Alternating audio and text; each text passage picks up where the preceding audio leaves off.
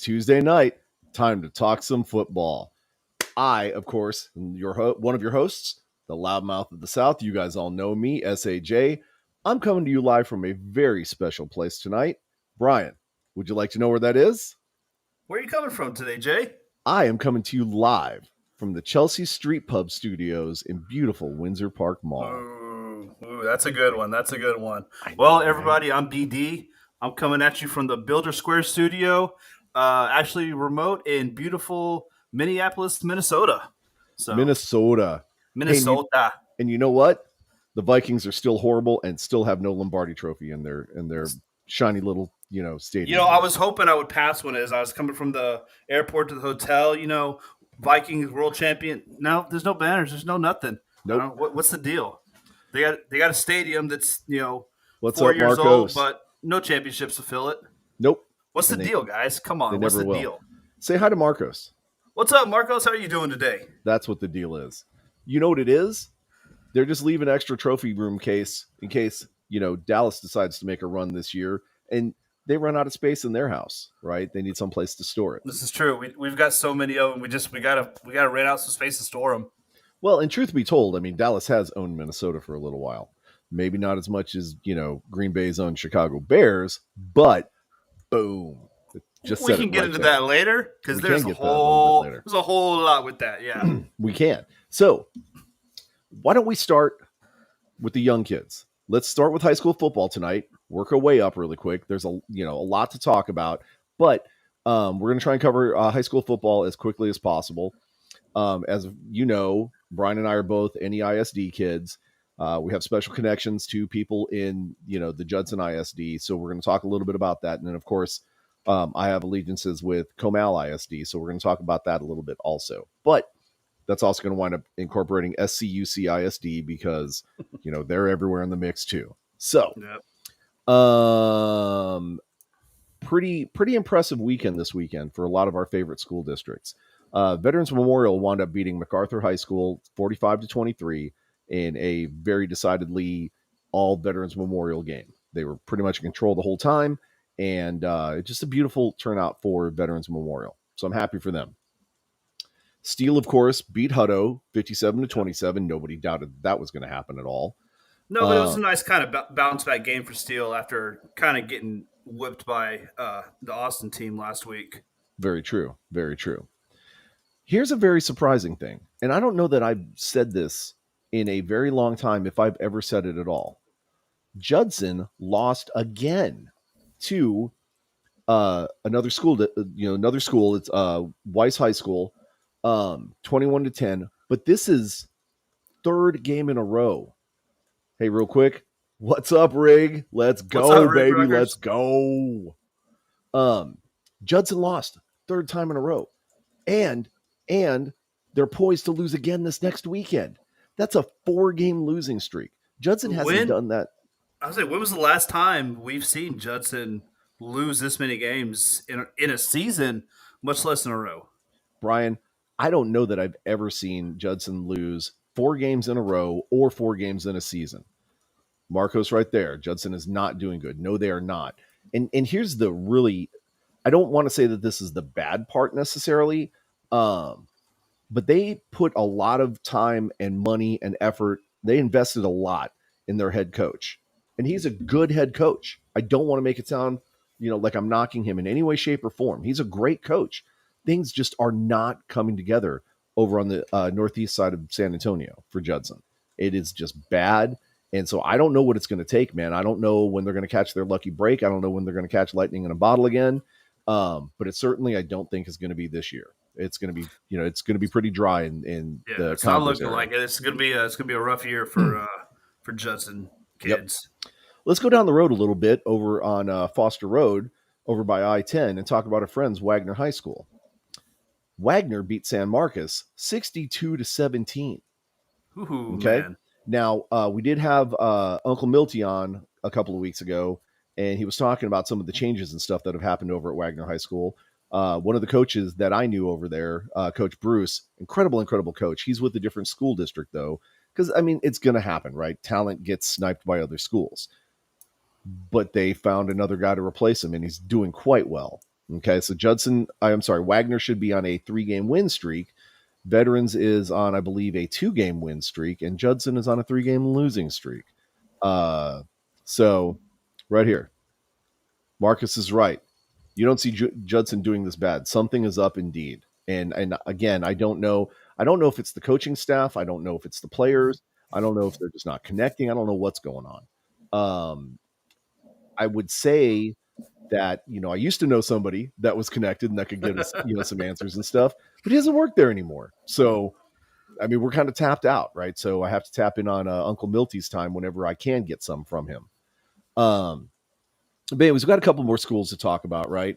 Well, Jay, your alma mater, Roosevelt, beat Lee No way. 44-7. That did not happen. It did happen. It did. For a satellite data school. There is no way. Well, congrats to the Roosevelt Rough Riders on winning a game this season against another Northeast. No, they're not Northeast. They're No, they're Northeast. Is Lee Northeast? Yeah, Lee's the smallest Northeast school, but they are Northeast. Okay. Surprising. Bernie Champion beat Canyon Lake this weekend, 42-20. That was a little bit rough. But I mean, that's an incredible school. It looks like our friends in the 09 district wound up whooping up on Highlands 65-7. It's not much of a game there. And let's see, what else can we talk about? There was another New Braunfels Canyon and New Braunfels. New Braunfels Canyon beat New Braunfels 32-28. That's pretty good for them. Who else can we talk about? What about some of your Northeast ISD schools, Brian? Well, so I'm a Madison Maverick, and it looks like we tied Churchill 21-all. So we didn't win, but we didn't lose. We're gonna go ahead and keep going. Let me scroll through the scores here. Did you talk Smithson Valley? I don't think you did. Smithson Valley beat East Central 57-7. There were some high scores this week. Yeah. You got Goliad putting up 63. Obviously, Smithson Valley. Steele putting up 57. Divine 49. Laredo United versus Seguin. Look at this score: 62-59. 62-59. That's incredible. That sounds like it's an arena game. Yeah, that's pretty phenomenal. Let's see what else we can talk about. I'm trying to figure out how to delete a comment in here, and it's not deleting. So my apologies for those that are in the chat that have to see some of this stuff. So keep going, Brian. I think that's all I had. You talked about your alma mater? I did. We tied. So okay. It's about all there is to say about that. Ooh, Brian Wensloff, he's a happy guy. Migrated over here to the greatest state in the United States, and his Michigan. What is that? Wienerines? No, I'm just messing with you, man. It's just a Big Ten rivalry. His Michigan Wolverines and his Miami Dolphins won. And that's good to hear. So, what else do we got? I think that's pretty much it for high school football. Again, it was a pretty good weekend for most of our alma maters and our old school districts and stuff. I'm really surprised that Roosevelt actually won one. That's nice. Almost makes me a little bit proud to be a Roosevelt Rough Rider. Considering it's been 20 something years since we've had a decent football team. I mean, 95, come on. So anyways, that's pretty much all we got going on for high school football. Let's talk college football, right? Because this was an incredible weekend for some football. Brian, of course, is happy because his and I'm trying to find the score. But his I'm not going to put that comment up yet because I don't want to reveal, or I don't want to ruin the surprise. But let's find his Michigan Wolverines. They beat UNLV 35-7. Congrats to them. Didn't know the UNLV was still a football university, but I'm kidding, Brian. I'm kidding. I'm just taking shots, man. Just some interesting games. Number 18, Colorado beat Nebraska 36-14. Okay. Yep. I hate to say it, Which man. we all saw that coming. Nebraska's not that good anymore. Did we Uh, though? this one, yeah. I think beating TCU was kind of a surprise. This one, I expected Colorado to win. Kind of, jumping back into some of the old school Big 12 rivalry with those two, Mm-hmm. which is part of the reason why. I don't know if you saw the Colorado fans rush the field afterwards. Um, I think partly the rivalry, but I think that them rushing the field had more to do with them beating TCU the week before them beating a pretty bad Nebraska team. Ooh, Brian is making a very bold prediction here. Check this out. Michigan and Colorado going all the way to the championship game. I, Brian, it's not legal in Texas. Okay, let me just say that. yeah. I appreciate your enthusiasm, and I could almost believe Michigan making a run for it, but Colorado, man, I'm going to be honest. I really think that right now it's a novel idea, but I would not bet the house on Dion taking that team all the way to the championship game. I don't think he's got it in him. This is his first year. And yeah, granted, I mean, he brought basically a whole team with him from a previous division, but I don't think that they're going to have the juice for the long run. I really No, don't. So, not against the powerhouses. They're good against the lower teams. I mean mhm. TCU, they're the team that they'll play good all year and then choke at the end of the season and break all the hearts of the TCU fans.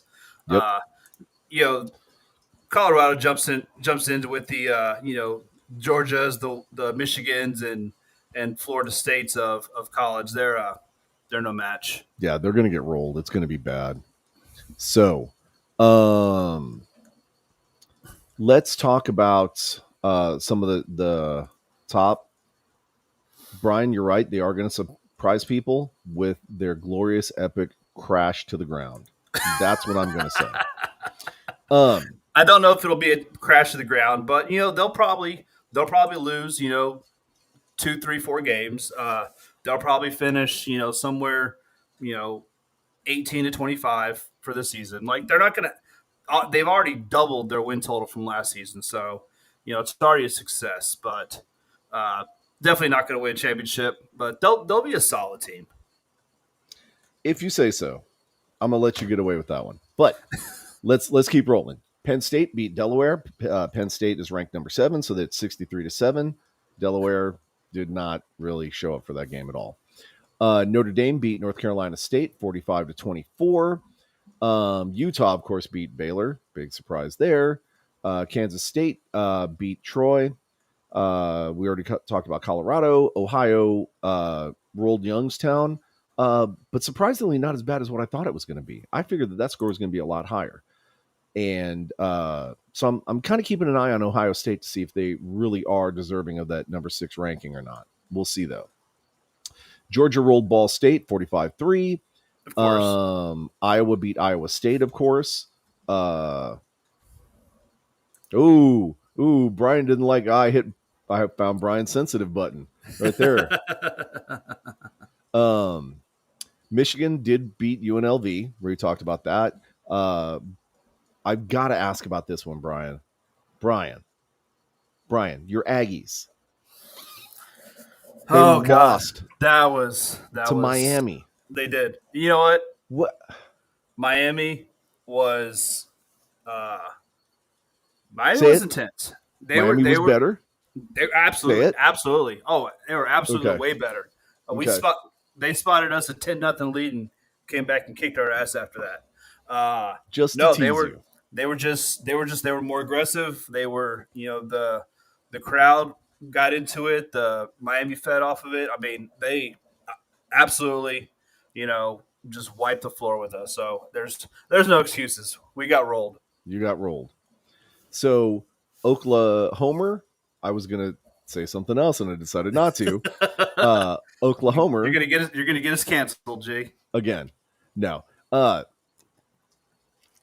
was gonna call them Oklahomers, actually. No, that's what it Right? was. That's what it Yeah. was.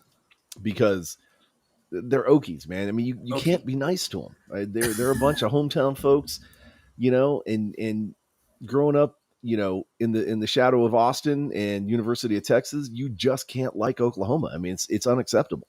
So Well, you know why Texas doesn't float away into the Gulf of Mexico, right? why's that, Brian? Because Oklahoma sucks. There you go. You know, they even have a beer called that. And Coach knows all about that beer wherever he's at. Anyways, okay. Oklahoma beat SMU 28-11. Uh, the University of Texas, right? Horns up. Hang on, Brian. We will definitely take some serious questions. Let me get through the college football stuff first. Um, Texas beat Alabama 34-24. Texas is the real deal this year. That was a good game. That was an incredible, that was a incredible really game. good game. It won't be when they get to the SEC though. We'll see what happens there. My Well, Wisconsin. you know what I said last week. This was going to be a test for UT because Mhm. obviously they're jumping in the SEC next year, and they passed that test. They did.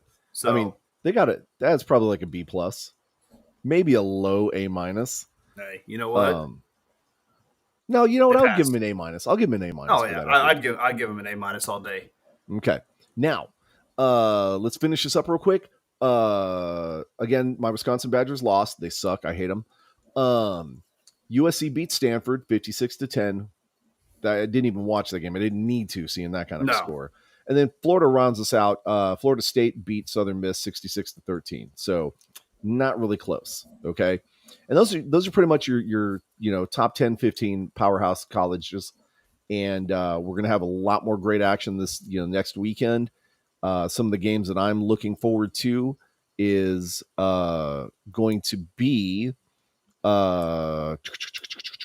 where's that one that I saw that I really wanted to see? I don't see it. Okay, well, it's not on my list here, but that's fine. You know what I am excited about though? Oh, here it is. Here it is. Here's more of week 3. Colorado against Colorado State. Nobody's going to want to watch that. No. I want to see Northwestern and Duke go at it. It's Northwestern isn't ranked this year, but Northwestern has always been known for being a pretty decent football school, and Duke being at 21, which is they haven't really been a powerhouse in a while. No. When was That's the going to last be time they interesting. were ranked? Yeah, that's going to be interesting to see that game for sure. So have you seen the rankings real quick? The newest ones? I have not seen. Let me look at the rankings over here. So got number 1 Georgia, number 2 Michigan, number 3 Florida State, number 4 UT, and number 5 USC. This I saw a stat the other day. I guess it was yesterday. This is the first time in I think 8 to 10 years that the top 5 teams are all from different conferences. It's amazing. They're from the Power 5 conferences. Like there's no duplicates, no nothing. Because usually, you've got Georgia and Alabama hanging up in there, and then Michigan, Ohio State, or in there. It's 5 different teams from 5 different conferences. So Yep. it's pretty cool this year. So let's talk about the game of the week, at least for us. Okay. Well, Brian, what's your question, real quick, as we prep for talking about the game of the week? If he's still there. Brian, are you still there? Maybe he's typing his question. Okay. Maybe he's typing his question. Oh, here it is. Here's Brian's question. Oh. Let me ask you, based on how college is looking, how do you see some of the bigger schools finish? Very interesting.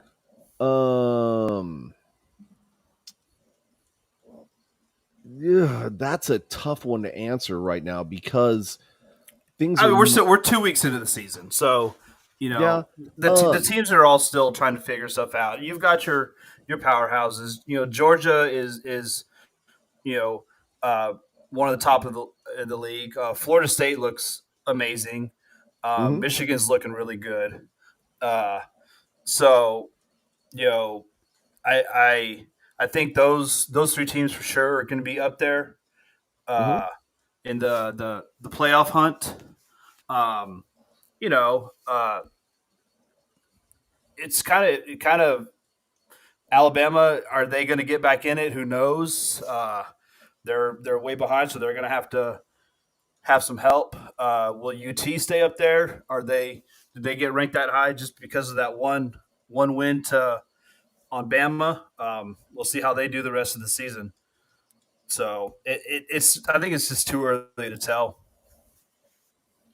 I'm going to agree with you, Brian, in the sense that right now it is kind of too early to tell. However, I think as we get a little bit deeper into the season and some of the other, the big schools start playing other big schools, the wheat is going to be separated from the Yeah, chaff. I don't think Colorado is going to stay at 18.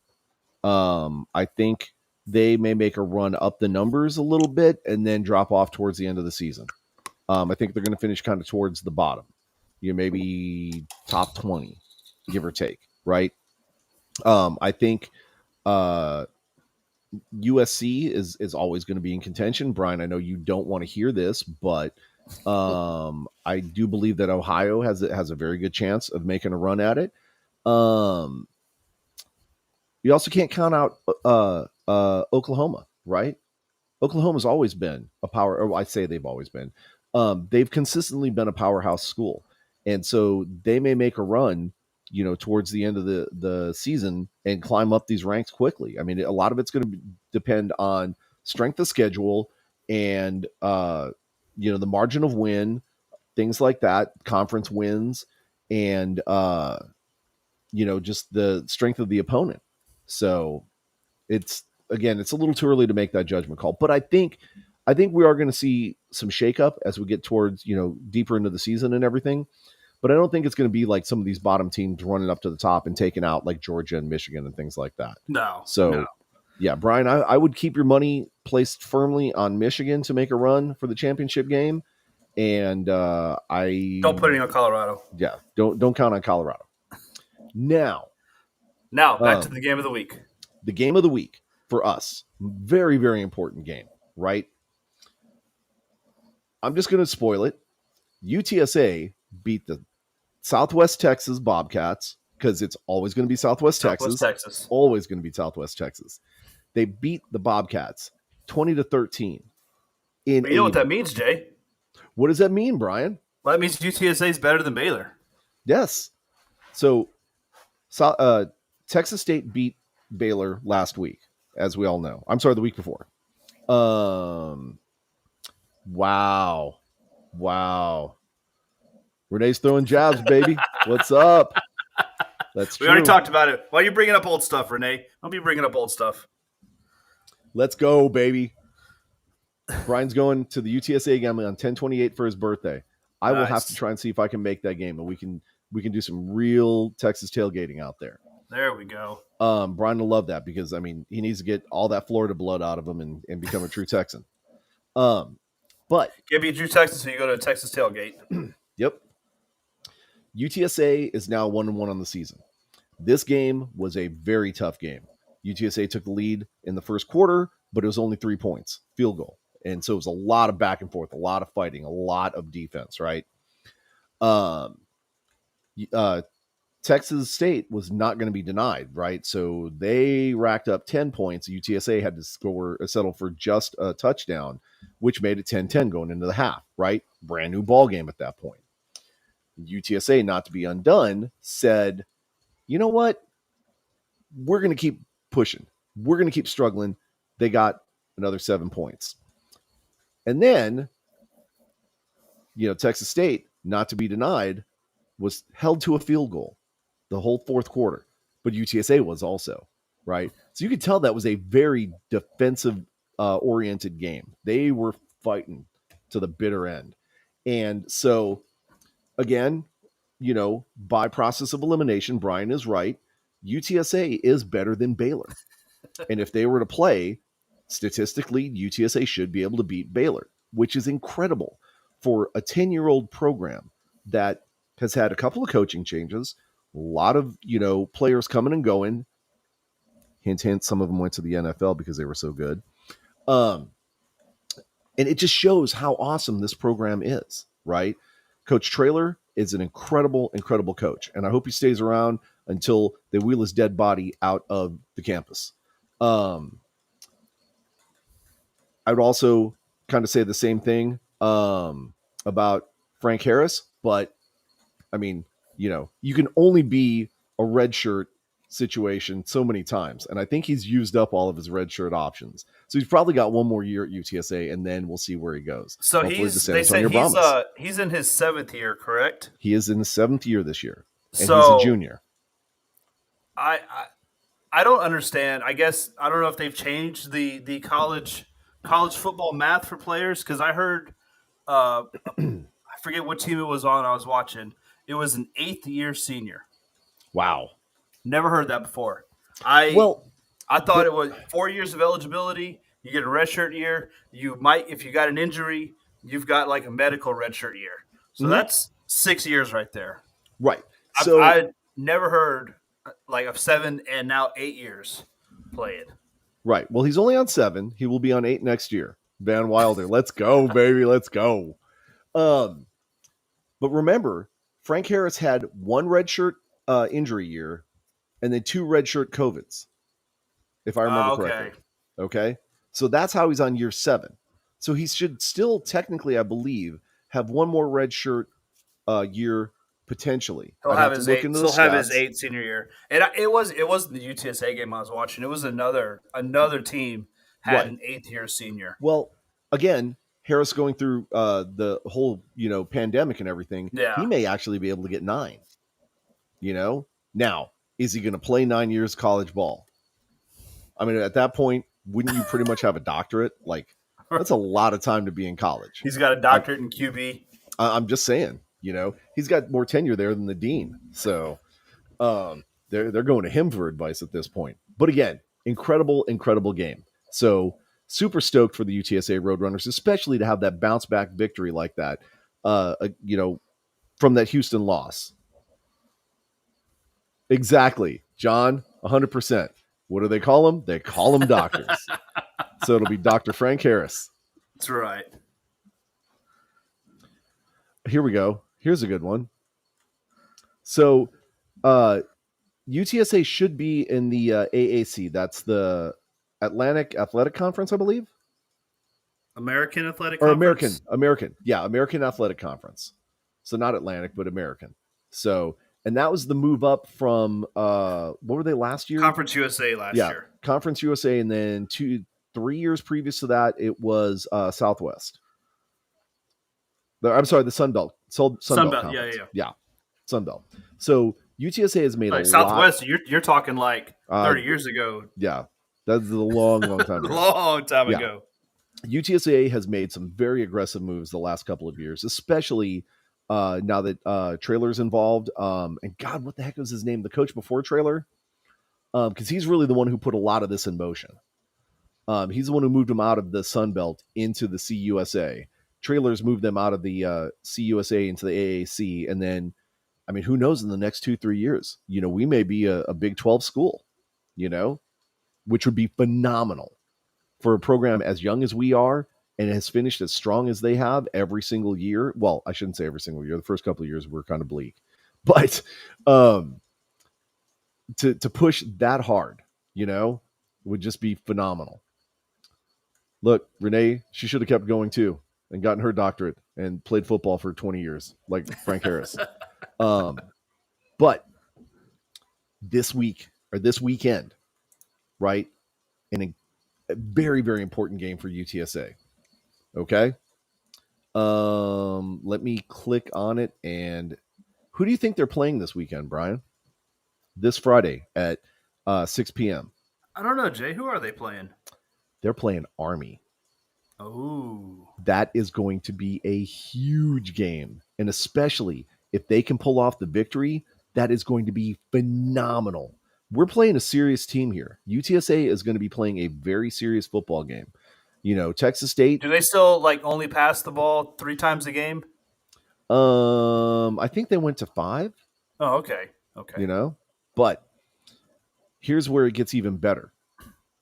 After Army, which is a prep game for the following week, they're going to be playing Tennessee, number 11 ranked Tennessee. There's a test right there. You Brian, know, if we we can we hang in that game, we joke around about beating Baylor and because you beat Texas State and all that. Yeah, like you said, if you don't have to win that game, but if you can keep it close, that means UTSA can play with the big boys. yep. If we can even compete in that game, that shows how strong this team actually is, and how ready they are, and how poised they are to make big moves in the near future. So I'm excited about that. We're definitely going to be rooting for UTSA this weekend. And Brian said he's going 10-28, where you're going to be watching East Carolina get a shellacking from our UTSA runners. Let's Well, go, there's a baby. good birthday present right there. There you go. Okay, so that's what we got going on for college. Now, let's move up the So leagues. in NFL, well, Well, Jay. hang on, hang Oh, on. what? I said move up the leagues, right? So next up would be Arena League. Oh, But we ain't got well, nothing to talk about there's no this week. news. There's no news this week. So again, nothing about the AFL, nothing about all these teams that are supposed to be moving around, nothing from the National Arena League, nothing from the CIF, Well, did nothing we from. actually? No, there was the CIF. Basically, all the teams from the CIF left and are now joining a new division of the Arena League. Is that the American Indoor Football League? Was it the AIF? I thought it was the. Is that what it was? That I don't remember. I thought it So was. I thought it was the Arena League, like the AFL. I don't know that that's the case, because the Arena League has only announced 2 teams that have moved. No. So any of the teams Well, that are. I think the CIF is basically done with now. So all the three teams that were left, or four teams that were left, they're going somewhere else. So Maybe. I mean, so you still have the Salina Liberty, Rapid City Marshals, the Mustangs, the Billings Outlaws, and the Storm. Where some of these teams are, I'm going to be honest, I have no idea. But we've heard a lot of rumblings about them moving and doing all these other things and whatever. Uh, but nothing but nothing official official. has been announced. So again, we can't really talk about anything that you know doesn't actually happen. Now, I will say Cobras have brought a new coach in, just like the Gunslingers have brought a new coach in. The Jacksonville Sharks are poised to make a move to the AFL, I believe. But again, nothing's been announced officially. So again, no news. And normally they say no news is good news, but in this case, no news is just no news, because No news again, is who are you? yeah, we nothing is really moving there. So I will say I am excited about the American Indoor Football League starting up, and there will be a team in Corpus, the Corpus Christi Titans, and then we also have the Amarillo Venom. So you're going to have 2 Texas teams in that league, potentially 3. We'll see what happens with all that, but that's going to be some exciting news potentially. On the USFL front, we got no news. Like, there's again just nothing really going on with that, and I would love to see more news. I will say Magoo did get signed to the Green Bay Packers practice squad. I thought he did relatively well, probably on par with the 5th-round quarterback that Green Bay drafted. For whatever reason, that quarterback won out, and so Magoo's on the practice squad. But at least they've got a backup. They've got a third string quarterback on the practice squad, and that's something that Green Bay hasn't done in a while.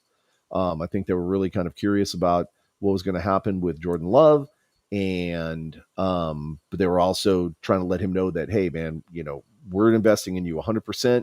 We just got to make sure that we've got a backup for you just in case, like a good backup. Yeah. Um, but that's kind of it. XFL.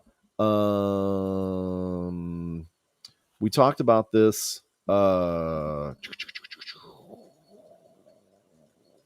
We talked about this a couple of weeks ago.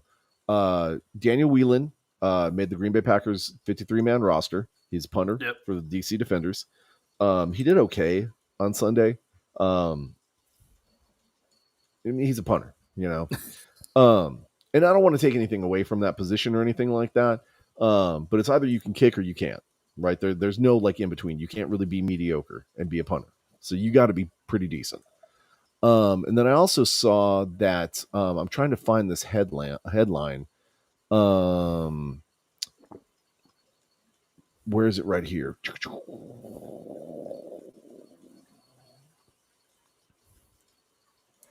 Here it is. Um, Whelan made the practice squad, and then 17 players have been. I'm sorry, he's made the active squad, and 17 players from the 2023 squad have made practice squads throughout the league. So you've got Houston Roughnecks and Battlehawks had 4 players. Sea Dragons had 3, along with the Brahmas, and then DC, Orlando, and Vegas each had 1 player. So again, proof positive that spring football works. Now, it probably would have been better had some of those guys actually made active rosters, but this still, proves that the proof of concept right here that spring football works, that this is actually generating players that are ready to go. And think about how strong these practice squads are going to be. So God forbid your starting running back goes down or something like that. You know what? You got a hot guy on the practice squad waiting to go, you know? So I think that's really going to make a big difference in the how the game plays out this year, you know? But that being the case, that's pretty much all we got as far as news. Actually, you know what? There is one thing that I do want to talk about, and I'm just going to be real quick about it. There was an event this weekend that the St. Louis Battlehawks Oh fans yes. put on for Autism Speaks with Wild Sun Brewery in St. Louis, and that's our friends Dirty and A Train over, pardon me, and the Queen Hyena herself and Big Daddy Ed, all put on. Those are all people from the X Fan show. They put this event on to raise charity or raise funds for the Autism Speaks charity event or organization rather. Um, got the total count today. They raised they raised a good amount. I don't want to say anything because I don't want to ruin the surprise. Right, because they're going to be doing a presentation on the 3rd, I believe it is, October 3rd, to that organization. So I don't want Oh, cool. to steal their thunder, take anything away from them. But it was an incredible weekend. Lots of stuff. Yours truly was there, and I was being a jackass to every Brahmas or to every Battlehawks fan I could find. But it was all in love, All in right? good fun.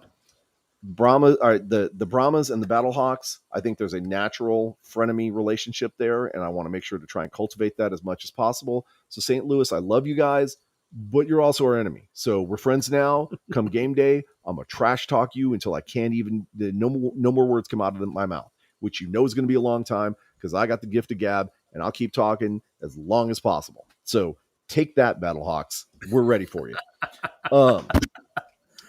Now again, covered that, and again, mad props to the St. Louis fans for pulling that off. Let's talk some NFL. We do. And Jay, to start, I got some good news and I got some bad news. Really? Yeah. What was that? So the good news is the football gods smiled on Packers fans twice this week. But Really? But the bad news is God gives, God takes away, and y'all got a second round draft pick. Son of a. I hope and pray that Aaron Rodgers is okay, that they're able to fix that Achilles issue and maybe be able to get him back on the field next year. We'll see what happens with that. But the inner Packers fan in me, I don't want to say I'm definitely not laughing. Nobody ever wants to see a player get hurt that seriously and end their season, let alone potentially the remainder of their career. But it's almost kind of like, you kind of caused all these problems, and then you go to New York, your first game, not even 4 drives, and you get taken out.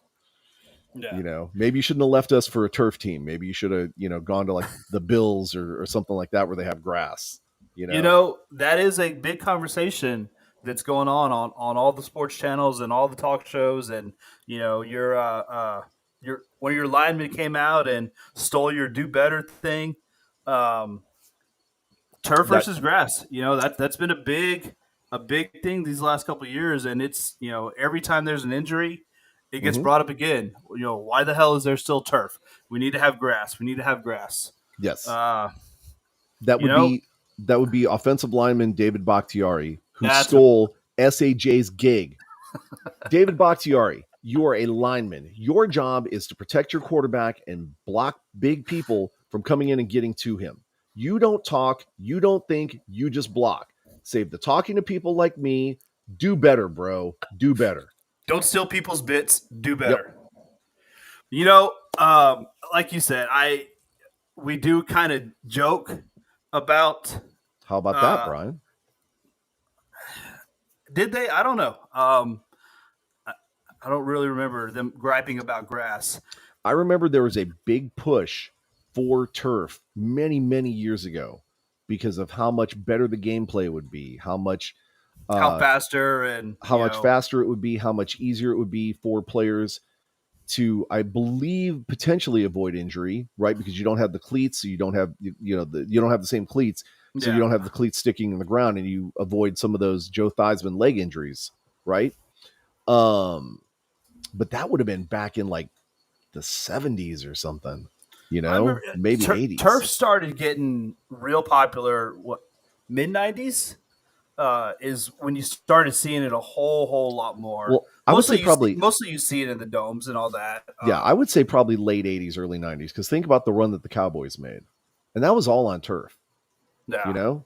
So, well, I say all on turf. Their home games were all on turf, you yeah. know? Um, well, let me ask you, Brian. I mean, what are your thoughts on artificial turf versus grass? You know, I haven't been privileged enough to play any sort of professional football on either one, so I'm just coming from guy who's watched football for 30 plus years and just played in backyards. Uh, I guess I'm kind of gonna have to lean on the players for this one. If they're saying that they don't like playing on it, then I think they need to make a change. I don't necessarily disagree with you, but more from the standpoint that um, if you look at the way the fields are constructed, right? You have your turf, you have padding underneath that, and then you have concrete, right? Pretty much every stadium is the same. The padding is going to be as thick as it possibly can be, things like that. You've got the little beads in the grass to kind of help, feet slip and stuff, but it's an artificial surface. Nothing is going to give the way that grass would, right? If your cleats are planted and you get hit, that transfer of force from your body down to your feet, chances are that grass, if it's well maintained grass on a well maintained field, that field is going to give out from underneath you, and you're just going to go down. It's more likely that you would suffer a Aaron Rodgers type injury because your foot sticks, right? Turf is supposed to be a slippery, more slippery surface. As we're seeing time and time again, it's I don't know if it's because of the age of the turf. I don't know if there's a chemical composition issue there. Like, I don't know what the problem is, but we're seeing a lot more injuries because of feet not giving like they naturally would, Yeah. and it's leading to bigger injuries like this. And so I do agree with you that if the players are complaining about it, we need to start listening. But I think the evidence for all of this is there. Like, they're not just complaining because they're complaining. Oh, They're yeah. Of course complaining, not. Of right? course not.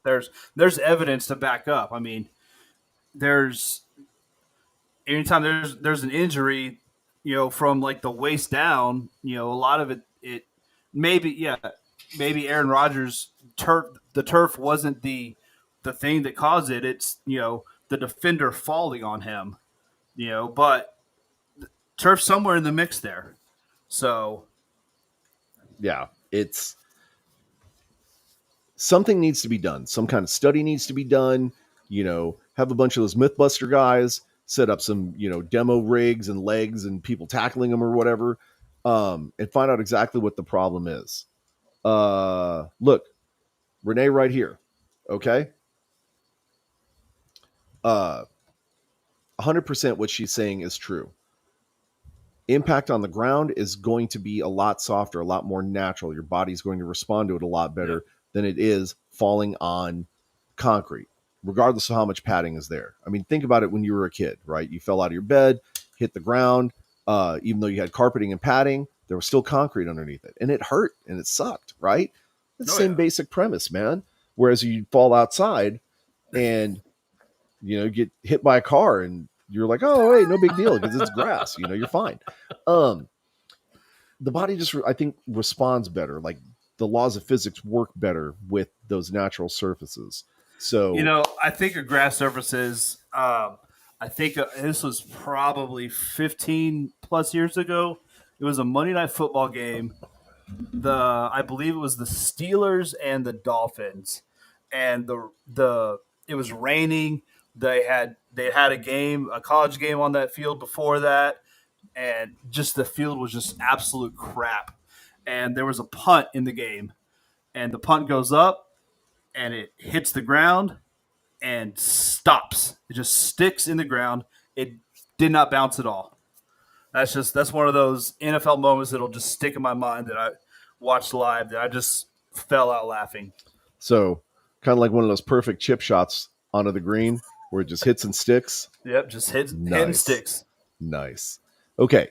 So let's talk about some of our teams so I can give you an opportunity to brag about your precious Cowboys because everybody knows the Cowboys suck and it's okay, right? We just move on. Oh, Yeah. real quick, I totally forgot. Shout out to our friend Flex and Texan. If you're out there watching, haven't forgotten about you. Oh, We know that's you're right. out there. What's up, Luke? Okay. So yeah, Cowboys. 40-0 against the Giants. Is that Worst. Do what? does that really count as a victory though? It's the Giants. I mean, I think the Giants forgot they had a game. I don't. They might not have even showed up. Yep. They could have not shown up, and the end result would have been the same. Shout out to the Cowboys defense who got me an absolute crap ton of points in the fantasy leagues I own them in. All and then- 12 of them. I own them in a few. Nice. Yeah. Let me just find the stats. So one thing I will say, Dak Prescott, he was 13 of 24 for 143 yards. Not that impressive. I will say his numbers would have looked a lot better if his tight ends would have stopped dropping balls. But True. I think there's probably 4 drops by tight ends, at least 3, but I think 4 that I remember. But I have to laugh. They were talking about in the game, the new, Mike McCarthy West Coast offense, how big of a deal accuracy and timing and footwork is in this offense, and I'm like, yeah, all these things that Dak sucks at are the biggest parts of this offense. So this is going to go fantastic, Bro. But when Mike you got a deep, Mike McCarthy's new West Coast offense. well, not new, not hit. He's bringing in the West Coast offense, or the Texas Coast offense, whatever the hell they were going to call it, or whatever. Obviously it's not a new offense, but he was bringing it in because they had Kellen Moore last year. They kept the same offense, and we all saw what happened then. So they told Kellen Moore to go over to the Chargers and suck there. And McCarthy was going to take everything on, institute the West Coast, the Texas Coast office, or whatever they call it. We'll see how it works. Let's not use that term because I think the Texans used the Texas Coast offense and lost to the Ravens 25-9. Texans gonna Texan, baby. Texans gonna Texan. Yep. But no, Dak had an okay game. Wasn't great. Pollard had a good game. 14 rushes for 70 yards, 2 touchdowns. I'm sure everyone's who has him on their fantasy team is happy about that. And then, the star of the show is the defense. Defense and special teams. Just, laid the smackdown on the Giants' offensive line, if you want to call it that. And Daniel Jones was just looking miserable the entire game. And why the hell the Giants didn't pull Daniel Jones in the third quarter when the game was already at a loss, and you're just risking him getting hurt at that point. So you have backup linemen in, and you're still put your starting quarterback out there. That's as stupid can be. And they're lucky that Jones didn't get hurt. Yes. Okay. Let's talk about the real star of the show. It's the season of love, baby. Let's go. My man, Jordan Love. Well, he's my man for this week, anyways. I still don't know where I'm at. I'm very glad he came out and had a great game, right? 15 to 27, We talked about it last week. You know, his first game as the starter. You know, Yes. and in Chicago, like just that environment. How is he gonna show up? How is he gonna be mentally? You know, I mean, Well, he succeeded. I mean that he. We talked about that very thing last Yeah. weekend, right? How is he going to do? Is he going to be able to handle the pressure? Is he going to be able to capitalize on, what the team has done up to this point? And I would say decidedly yes, he has. Now, again, this is only week one, right? So I'm not betting the whole farm on everything. They played the Chicago Bears. Dude. Cowboys and Packers, man, NFC Championship right there. I would love to see that. Okay, because then that means Dak is going to throw a bunch of picks, and then we're going to move on. But I'm just impressed for this being his first game as a starter. And again, we talked about it. This is not his first game. Was his first game as a starter because there was was it 2 years ago? I'd have to go back and look. There was a game that he started. I'm sorry. There was a game that he took over that Rodgers came out of very, very early in the game, and he had to run the rest of the thing. And I can't remember. He did start a game. I think it's only been one. It's only been one or two games, but yeah, I think it was during the COVID conflict. Yeah, he's started in the NFL, but he's never been the starter. Right, it's never been his team. So, I did read one thing that was very interesting. In regards to Jordan Love and Aaron Rodgers, that somebody had suggested, what do you think Aaron Rodgers was going to say after the game that Jordan Love put up? Keep in mind, 245 yards, 3 touchdowns, right? First quarterback this year to make 3 touchdowns in a game, right? I mean, it's still week one. But statistically speaking, he had a better first game than Aaron Rodgers did, his first game as a starter. And so, by process of elimination, could he be a better quarterback? Well, I'm not going to go that far, but let's not make that stretch yet. Yeah, we're not tearing Achilles. Right. What would Aaron Rodgers have said? Probably nothing. Probably, hey, good for him. Let's move on. Because Aaron Rodgers has his own career to worry about with the Jets. Well, had his own career up to this point. He had a big game to play against the Bills.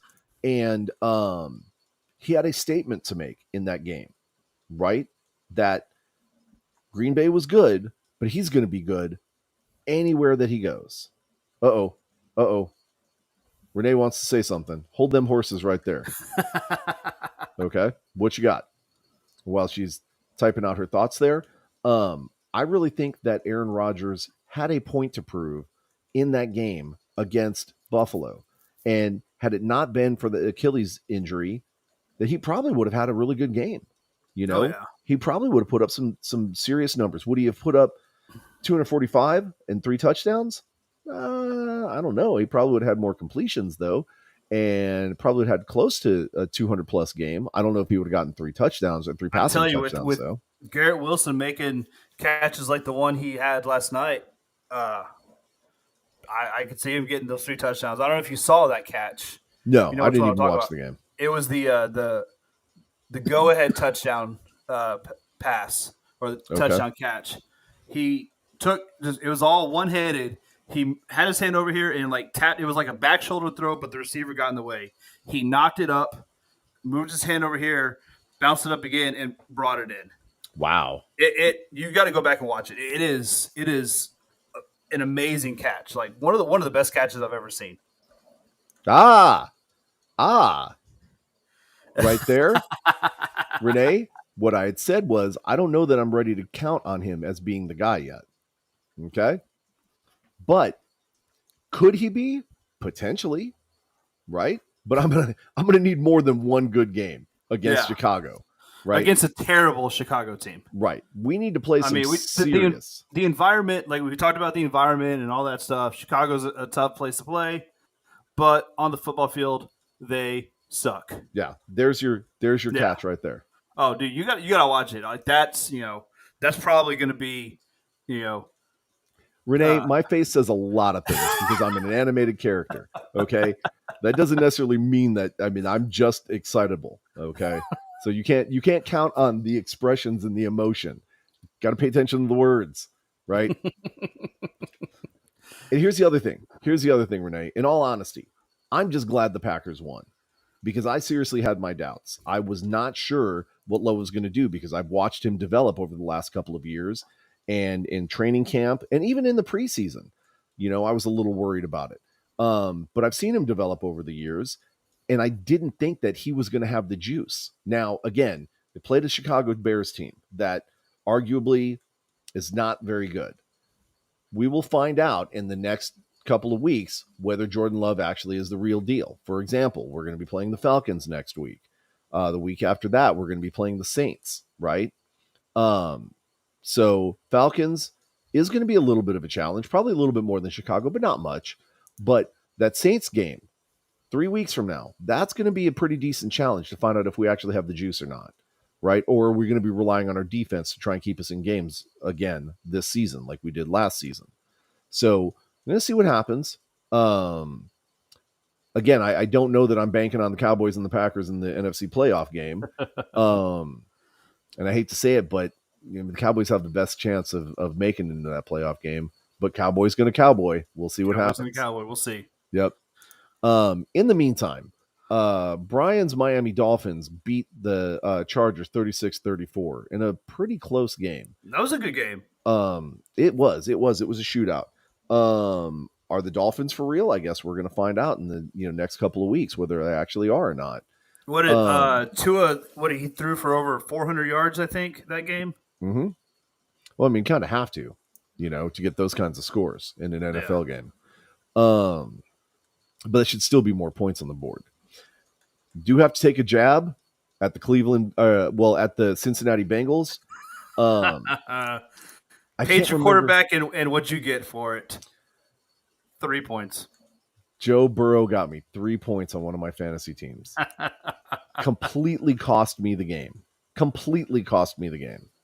Okay. So I'm not happy. Joe Burrow, do better, bro. Do better.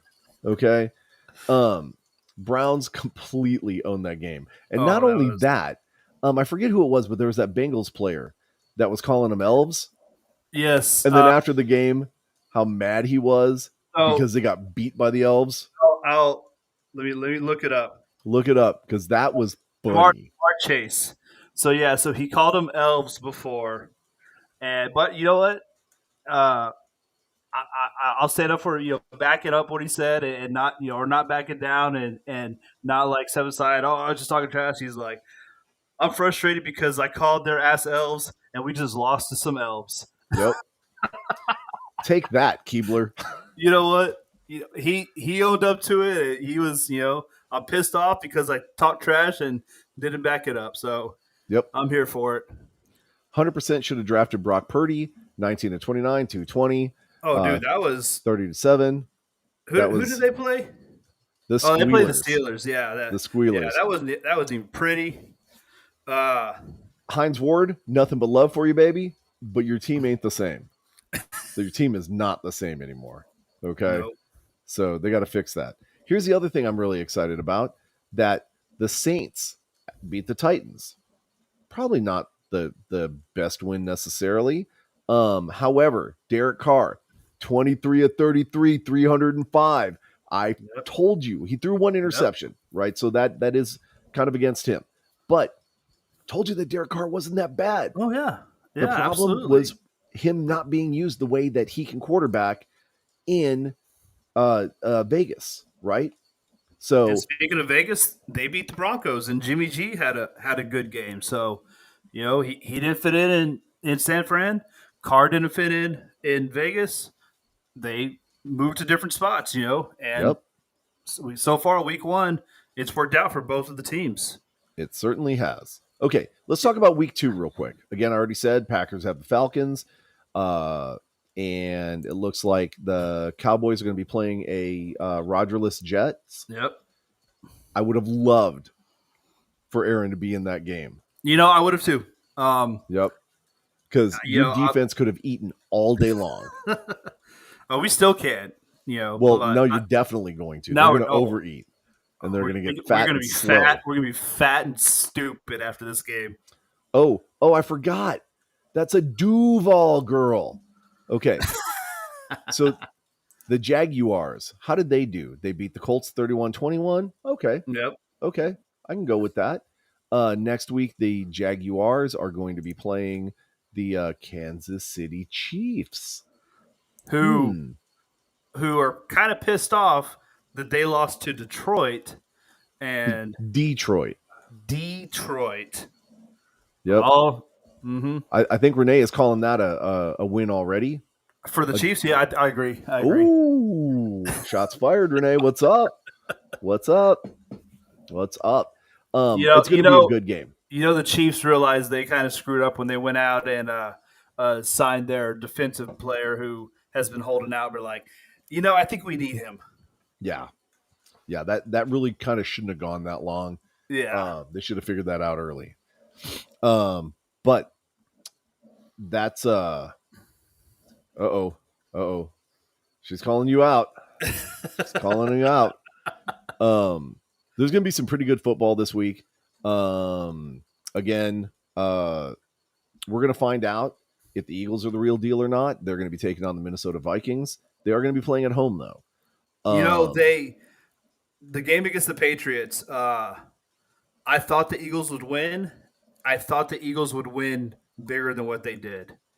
So, I don't know if that's the Patriots are better than they thought, or the Eagles are not as good as people are thinking, or it's just week 1 still trying to figure everything out. But yeah, I expected Philly to have a bigger week than they did. Yep. So we're gonna find out because even though Minnesota lost last week, Minnesota's arguably one of the strongest teams in the NFC Central. That's not really saying a lot. Our division is not nearly as strong as what it used to be, but they're still a pretty good powerhouse team. They're still a good team. Yeah. So we'll see what happens. Minnesota still loves their Cousins and shots fired. I don't care. We're gonna move on because I don't like saying that word. Wherever you're at right now, I won't say it anymore. I was actually, I'm here for a work conference. I'll be here for the rest of the week. I was hoping that they were playing at home because I would have gone to a game, but they're playing in Philly because they're playing Thursday night. Right. So if it was a home game, I would have gotten a ticket and gone. But well, you need to be careful. My Cowboys shirt. You need to be careful up there, man, because those mosquitoes are as big as birds, and enough of them will be able to carry you away. Even as big as you are. I'm a lot to carry, so they better bring some friends. Oh, they got friends, bro. They got friends. What do you think it's called? The land of 10,000 lakes. Okay?